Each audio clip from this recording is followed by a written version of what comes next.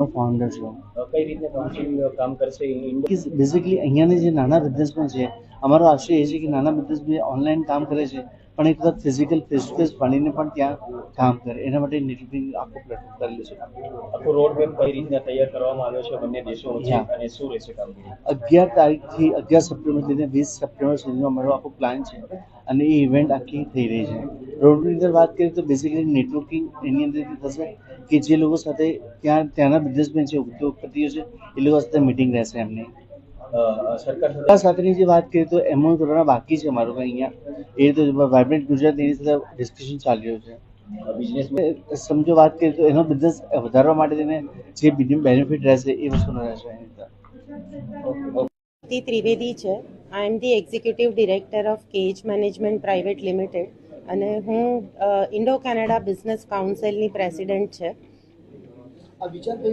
V are working as a business consultant since last 10 years અને myself અને હાર્દિક ઠાકર અમે પાર્ટનરશિપમાં 10 વર્ષથી કામ કરી રહ્યા છે.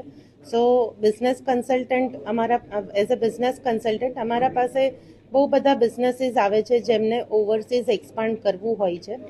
સો હાર્દિકને આ થોટ આવ્યો કે why not number of businessman on the same platform.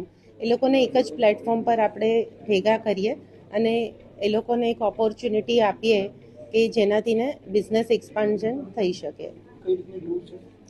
Tour અમારી છે 10 દિવસની છે, 11 સપ્ટેમ્બર ટુ 20 સપ્ટેમ્બર. એ 10 દિવસમાં અમે ટોરન્ટો અને ઓટાવા 2 સિટી કવરઅપ કરી રહ્યા છે, જ્યાં અલગ અલગ ચેમ્બર્સ, ગવર્મેન્ટ ઓથોરિટીઝ, ત્યાંના એમપીઝ, ત્યાંના બિઝનેસ ઓનર્સ, રિયલ્ટર્સ, અમે આ લોકોને ઇન્વાઇટ કરી રહ્યા છે કે એ લોકો કેનેડામાં બિઝનેસ કઈ રીતે થઈ શકે એનો સિનારીઓ આપશે. જેમ કે અહીંયાનો કોઈ બિઝનેસ મોમેન છે એ કેનેડા અગર એક્સપાન્ડ કરશે સો અલ્ટિમેટલી એ ફંડ ઇન્ડિયામાં જ પાછું આવવાનું છે. In a way FDI will come to India અને ઇન અ વે ગ્રોથ થશે. અને એઝ સચ ગવર્મેન્ટમાં બી અત્યારે ફ્રી ટ્રેડ એગ્રીમેન્ટ પર વાતચીત ચાલી રહી છે ઇન્ડિયા અને કેનેડા માટે.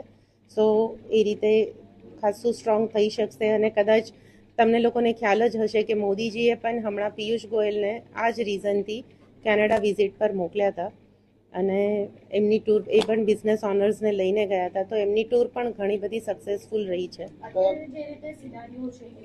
ચાલી રહ્યું છે એને લઈને બિઝનેસમાં કોઈ જ તકલીફ આવી નથી. પાસ્ટમાં પણ કેનેડા પેન્શન ફંડે ઇન્ડિયામાં ઘણું બધું ઇન્વેસ્ટમેન્ટ કરેલું છે. મોર દેન 5 બિલિયન 10 બિલિયન એ લોકો ઇન્વેસ્ટ કરી રહ્યા છે. આપણા અહીંયાની જે રોડવેઝ છે, મેન્યુફેક્ચરિંગ